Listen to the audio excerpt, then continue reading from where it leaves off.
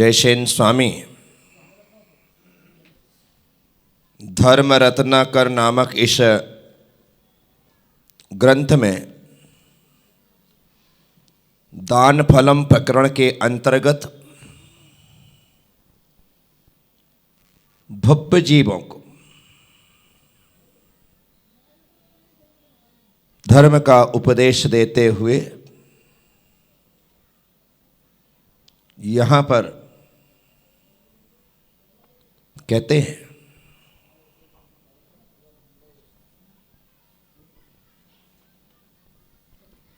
औत्सर्गिक व आपवादिक विधि का व्याख्यान इसी प्रकार से औत्सर्गिक विधि से दिया गया दानादि उत्तम तथा शेष दानादि मध्यम व जघन्य होता है, परंतु होता वह भी निर्दोष है। ऐसा करना चाहिए। कारण यह है कि यदि इसका व्याख्यान नहीं किया गया तो फिर विधि के बिना उस दान के समान संपूर्ण व्रत आदि भी ना तो किसी के द्वारा दिया जा सकेगा और न किसी के द्वारा ग्रहण किया जा सके। दो ही रास्ते हैं, औत्सर्गिक और आपवादिक। जो औत्सर्गिक जिसमें किसी प्रकार का दोष ना हो, अर्थात जो उत्कृष्ट रीति से किया जाता हो वह औत्सर्गिक है, और जिसमें दोष लगते हों, जो सदोष हो, वह आपवादिक है। तो यहाँ आचार्य कहते हैं औत्सर्गिक दान त्याग व्रत नियम का पालन करना चाहिए, लेकिन औत्सर्गिक ही करना चाहिए, आपवादिक नहीं।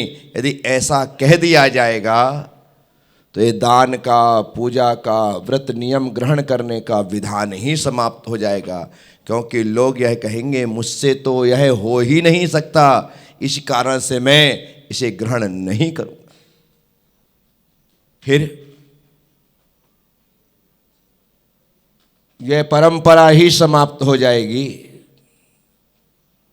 गिरने के डर से यदि लोग चलना बंद कर दें, एक्सीडेंट के डर से यदि लोग गाड़ी चलाना बंद कर दें, तलाक के डर से यदि लोग शादी करना बंद कर दें, दीक्षा भंग के डर से यदि कोई दीक्षा लेना बंद कर दें, अंतराय के डर से लोग यदि आहार देना बंद कर दें, किसी औषधि से किसी की मृत्यु हो जाने के कारण से यदि औषधि बंद कर दें, यदि ऑपरेशन में किसी को बचा ना पाने के कारण एक हॉस्पिटल बंद कर दें कि बंद करो भाई लोग मर गए, तो फिर क्या होगा? व्यवस्था ही बिगड़ जाएगी। इसलिए कहते हैं औत्सर्गिक मार्ग तो स्वीकार है ही, लेकिन आपवादिक मार्ग भी स्वीकार है, क्योंकि छोटी मोटी घटनाएं हो सकती हैं। आज से नहीं, भगवान वृषभदेव के समय से ऐसा होता चला आया है। इसीलिए हम ऐसा कह कर के निषेध नहीं कर सकते हैं। चौके में किसी के हाथ से अंतराय आ जाए, उस व्यक्ति को सब बोल दे कि आज के बाद तुम कभी आहार मत देना, और वो भी कह दे कि मैं आज के बाद आहार नहीं दूंगा, नियम लेता हूं। अब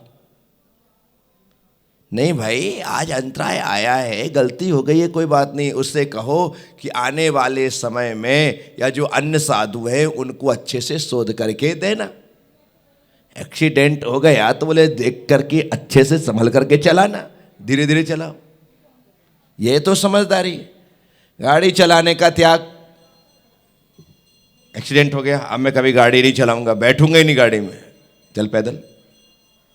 पैदल वालों के एक्सीडेंट हो जाते हैं। ये उपटा लगना, ठोकर खा के गिर जाना, ये क्या है? ये भी तो एक्सीडेंट ही है? इसीलिए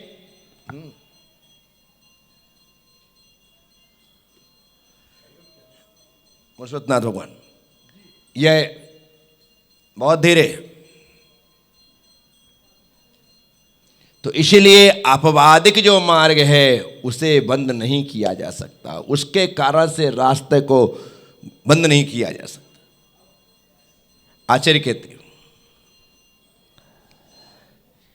इसलिए यदि कालादि के दोष से उक्त व्रतादि के ग्रहण में कुछ हीन विधि भी अविष्ट मानी गई है, क्या कहते हैं, काल आदि के दोष की वजह से, शरीर के सहनन की वजह से जो हीन विधि है उसे भी अविष्ट माना गया है, अर्थात उसे स्वीकार किया गया है। तो फिर उक्त व्रतादि के समान आहारादिक के दान में भी कालादि दोष से उक्त हीन विधि को स्वीकार करना चाहिए। क्या से आप कह रहे ये आहार तो बना हमारे निमित्त से तो दोषपूर्ण हो गया, क्या कह रहे हैं? हाँ, तो दोषपूर्ण हो गए आप कह रहे हैं? नहीं, क्योंकि यदि हम श्वेतांबरों जैसा यदि आहार करने लगे कि जो ग्रस्त के घर में जैसा बना है वैसा ही हम ले लें, क्या करें, शुद्ध अशुद्ध प्रासुक अप्रासुक जो भी बना है हम गए जाकर के अपना ले लिया, तो वो तो महादोष का कारण है। ये कम से कम सिर्फ निमित्त से बना है, लेकिन मैंने बनवाया नहीं है। मैंने बनवाया, मैंने प्रेरणा नहीं दी, मैंने ये नहीं कहा कि भाई आज ये चीज़ बना लो, तो मैं उसका दोषी नहीं हूँ, क्योंकि मैं वहाँ बनवा नहीं रहा हूँ, पहली बात, और वहाँ जाकर के त्याग कर रहा हूँ, दूसरी बात।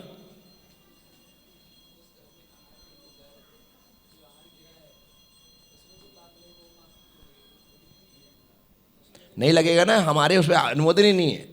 हमारी अनुमोदना होगी तो कृत कारित अनुमोदना में पाप होता है। किस में पाप होता है?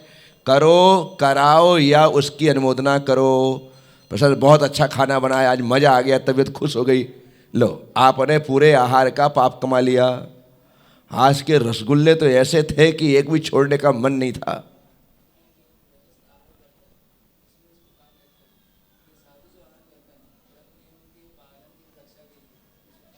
हाँ, नहीं है,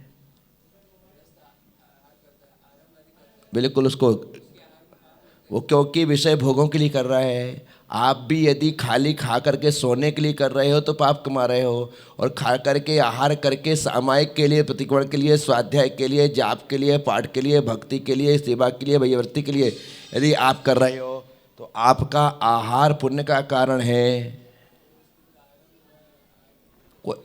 नहीं लगेगा, श्रावक को भी नहीं लगता चौका लगाने में पाप। क्यों? क्योंकि उसका जो ध्येय है वो साधुचर्या का निर्वाह करवाना है, साधना को बढ़ाना है, इस कारण से उसे पाप नहीं लगता है। साधु के व्रत को पलवाने के लिए कर रहा है, कहता कि मेरी साधना चलती रहे, अन्यथा ये परंपरा ही समाप्त हो जाएगी। क्या? इसलिए व्यवस्था है। तो आचार्य यहां पर कहते हैं आरंभ से रहित दाता को लक्ष्य करके पूर्वोक्त कल्प दिखलाया गया है, क्योंकि आरंभ त्याग प्रतिमा को प्राप्त श्रावक यदि देह को करके आहारादि को तैयार करके देता है तो उसके उस स्वीकृत प्रतिमा के भंग होने का भय है। क्या कहते हैं? आरंभ से रहित दाता को लक्ष्य करके पूर्वोक्त कल्प दिखलाया गया, क्योंकि आरंभ त्याग प्रतिमा को प्राप्त, जिसने 8वीं प्रतिमा स्वीकार कर ली, ऐसे प्राप्त श्रावक यदि देह को करके आहार आदि को तैयार करके देता है तो उसके उस स्वीकृत प्रतिमा के भंग होने का भय है। क्या कहते हैं? जिसने 8वीं प्रतिमा ग्रहण कर ली है वह दाता आहार बना करके आहार नहीं दे सकता। 7वीं प्रतिमा तक के लिए ये विधि और व्यवस्था है। यहाँ पर कहते हैं आहारादि को स्वयं निर्मित करके देने वाले श्रावक को जो किसी आगम ग्रंथ के में दोष कहा गया है उसकी भी योजना विद्वान मनुष्य को इसी प्रकार के विषय में करना चाहिए, ना कि सब प्रकार के विषय में। तो जिस प्रकार से यहाँ पर ये बात कही गई है आगम ग्रंथों में जो दोष बतलाए हैं उसकी योजना भी इसी प्रकार के विषय में करना चाहिए, सर्वत्र नहीं लगाना चाहिए। नहीं, आप नहीं कर सकते, आप बना ही नहीं सकते, वो गलत कर रहे हैं ना, इसे मना करता हूँ। यदि आप करेंगे तो निश्चित तौर पर अब 8वीं प्रतिमा वाला ये नहीं कर सकता, यानी कि नियम के हिसाब।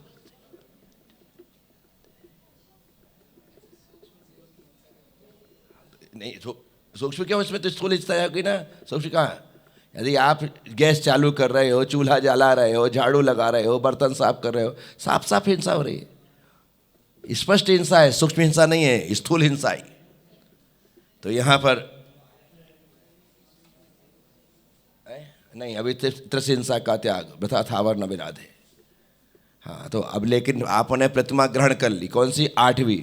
अब आरंभ जनित हिंसा छोड़ दिया, फिर परिग्रह प्रतिमा त्याग प्रतिमा ग्रहण कर ली, तो आपने परिग्रह जनित, जितना जोड़ोगे उतना ज़्यादा मुसीबत, जितना कम रहेगा। आपके यदि 4 बैग है तो अब 4 बैग जनित जो हिंसा लगने वाली है वो आपको पाप लगेगा, चाहे आप हो या मैं। कर्म किसी के साथ भेदभाव नहीं करते, चाहे वो क्षुल्लक प्रिय तीर्थ हो, मुनि शांति तीर्थ हो, या आचार्य प्रज्ञा सागर जी हो, या शांत प्रज्ञा माता जी हो, कोई भी हो,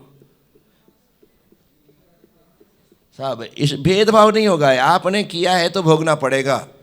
यदि मैं किसी कोयले को हाथ में लूँगा तो मेरा हाथ कायला होगा, आप लोगे तो आपका हाथ कायला होगा, जिसके हाथ में जाएगा उसका हाथ।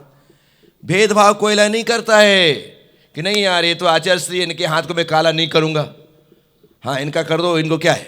नहीं नहीं नहीं नहीं नहीं नहीं नहीं, चाहे लिखित हाथ में कोयला ले या प्रज्ञा सागर जी ले, दोनों के हाथ काले होने वाले। काजल की कोठरी में कैसो भी सयानो जाए, काजल को दाग लागे है सो लागे। कहते कितना भी ज्ञानी व्यक्ति काजल की कोठरी में चला जाए, कहीं ना कहीं से टकरा करके उसे दाग लगेंगे लगेंगे, ऐसा कहा। तो इसलिए माफी नहीं है। क्या है, आप कहो कि मुझे छूट है और मैं ऐसा कह करके आपको सिखा रहा हूं कि भाई तुम क्षुल्लक हो, मैं मुनि आचार्य हूं, मुझे थोड़ी बड़ी छूट है, छूट का सवाल ही नहीं है। उसी दुख से हर जगह लगी।